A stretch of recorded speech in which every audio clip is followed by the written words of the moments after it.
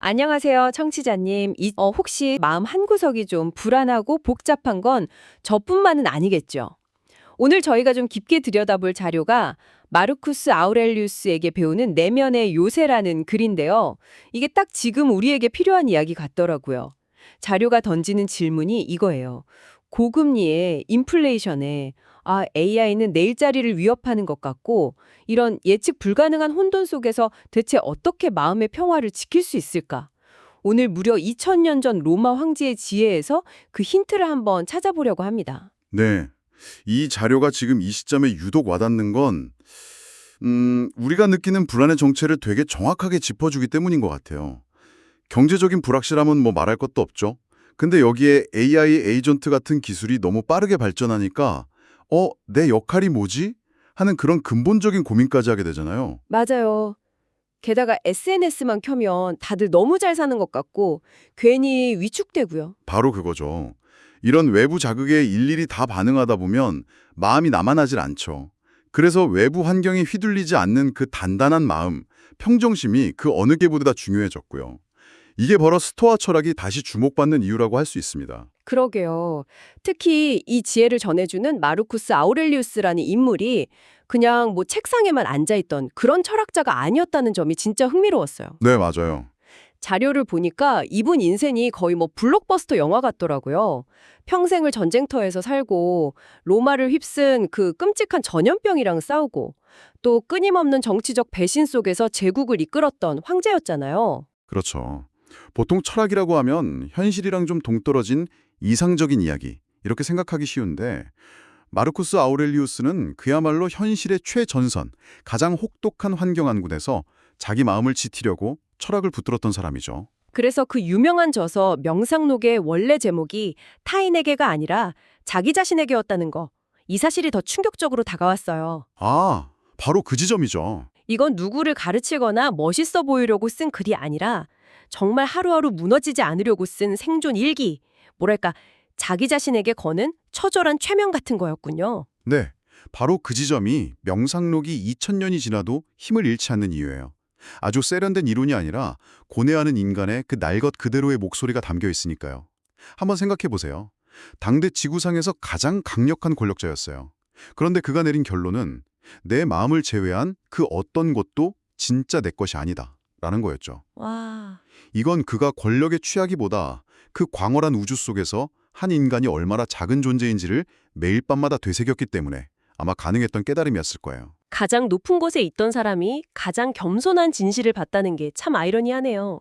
그 내 마음만이 내 것이라는 깨달음이 바로 오늘 이야기의 핵심인 내면의 요새라는 개념이랑 직접 연결되는 거겠군요. 맞습니다. 그 요새라는 게 정확히 어떤 건가요? 네, 아주 좋은 질문이에요.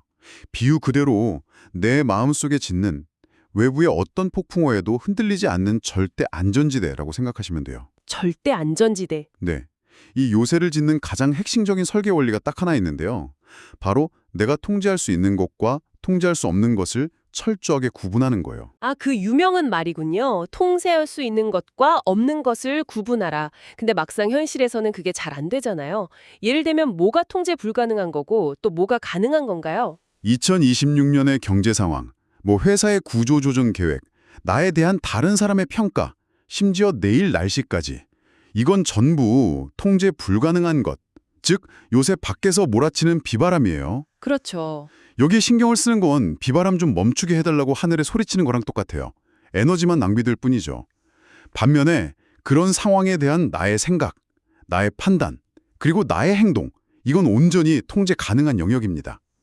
이게 바로 요새 내부의 질서죠. 잠깐만요. 그럼 예를 들어서 제 월급 통장 잔고는 통제 불가능한 거고 아, 그거 아주 정확한 예시인데요. 그 돈으로 뭘 할지 계획하는 제 생각은 통제 가능한 거. 뭐 이런 식으로 나눠볼 수 있는 건가요? 정확해요. 아주 좋은 예시네요.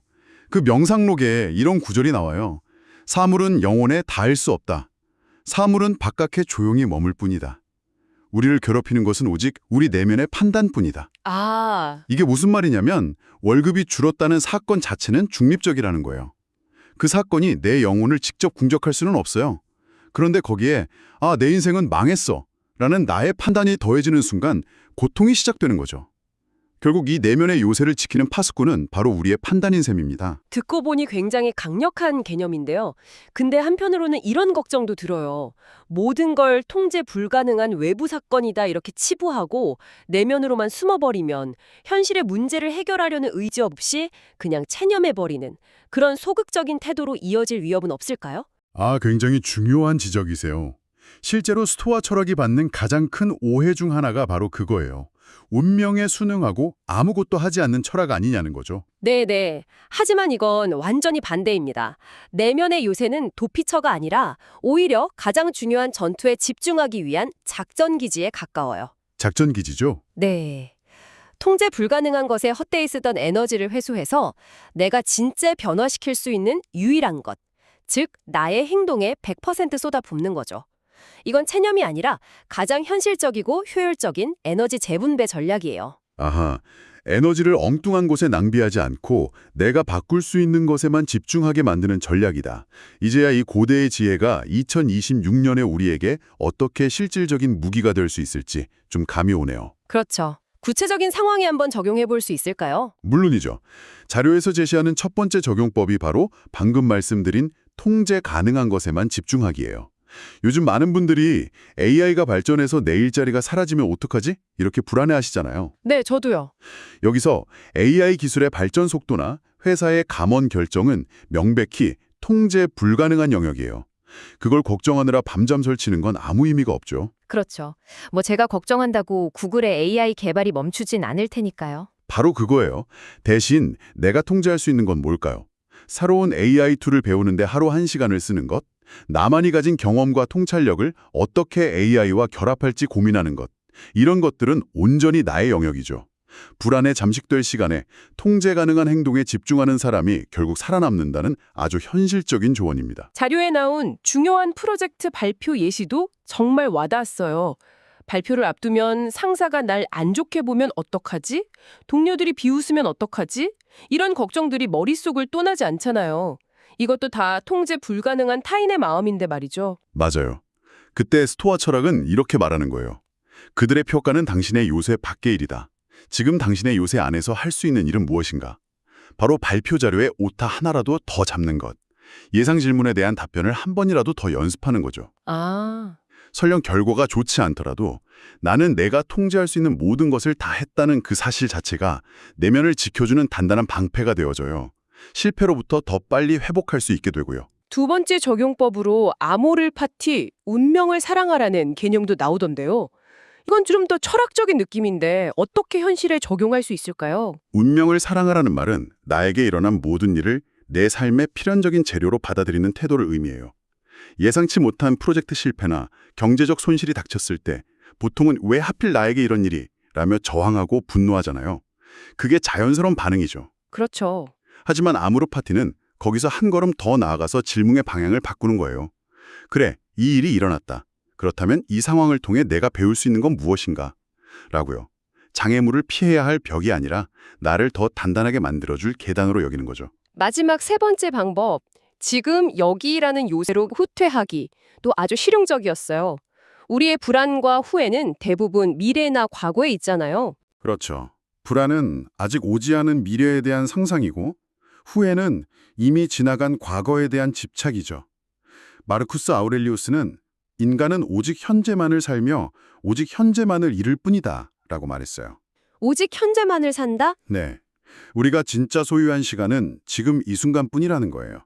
그래서 마음이 미래나 과거로 방황하면서 불안했을 때 의식적으로 현재로 돌아오는 연습을 하는 거죠. 거창한 게 아니에요. 그냥 지금 내쉬고 있는 숨에 잠시 집중하거나 내가 딛고 있는 바닥의 감촉을 느껴보는 것만으로도 충분해요. 미래와 과거라는 침입자로부터 현재라는 나의 유일한 영토를 지켜내는 훈련인 셈이죠. 알겠습니다.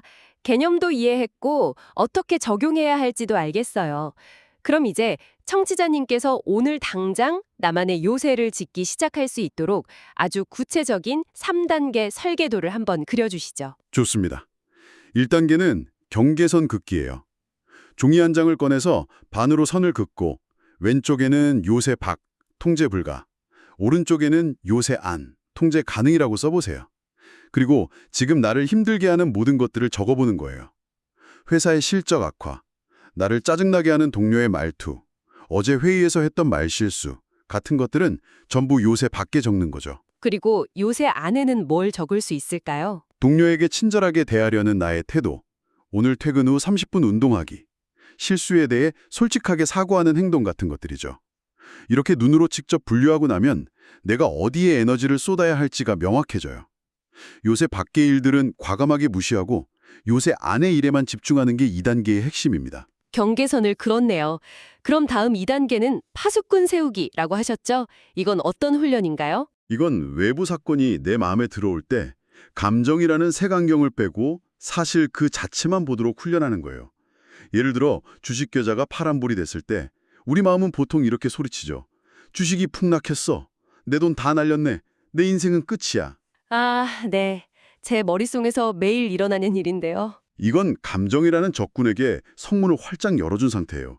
그때 훈련된 파수꾼은 문을 걸어 잠그고 이렇게 말해야 해요. 주식 가격이 하락했다. 그것은 사실이다. 하지만 나의 지혜, 나의 성실함, 내 가족의 사랑은 조금 더 훼손되지 않았다. 이렇게 사건과 나에 대한 평가를 분리하는 거죠. 처음엔 어색하지만 반복하다 보면 외부 사건이 내 마음을 흔드는 힘이 눈에 띄게 약해지는 걸 느낄 수 있을 거예요. 마지막 3단계는 성벽 다지기. 이건 현재에 집중하는 것이라고 하셨죠.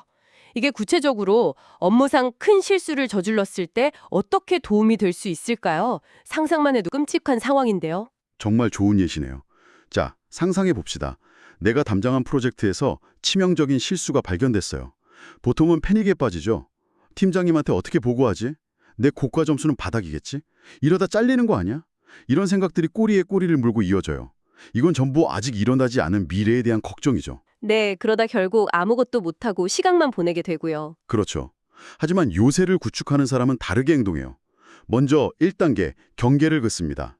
상사의 질책이나 내 커리어에 미칠 영향은 아직 오지 않은 미래의 일이다. 지금 내가 통제할 수 없다.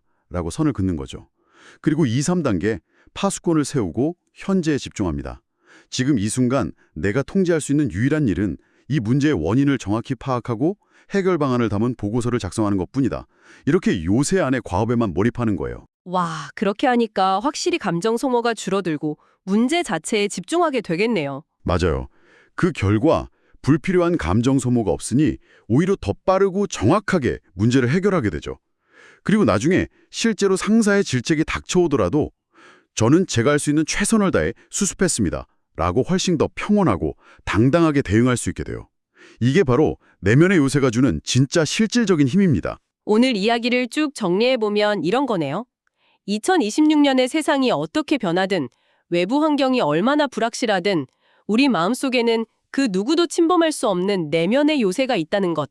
그리고 그 요새의 문을 열어서 감정에 휩쓸릴지 아니면 굳게 닫고 내가 통제할 수 있는 것에 집중할지는 오롯이 우리 자신의 선택에 달려있다는 거군요. 완벽한 요약이네요. 마지막으로 청취자님께 이런 질문을 하나 던져드리고 싶어요. 오늘 우리는 외부의 혼돈으로부터 나를 지키는 견고한 요새를 짓는 법에 대해 이야기했잖아요. 그렇다면 그 안전한 요새 안에서 당신은 무엇을 키워나가고 싶으신가요? 평정심을 되찾은 그 고요한 공간은 단순히 외부의 공격을 막아내는 방어기지를 넘어서 당신이 진정으로 원하는 가치를 발견하고 성장시키는 출발점이 될 수 있을 겁니다.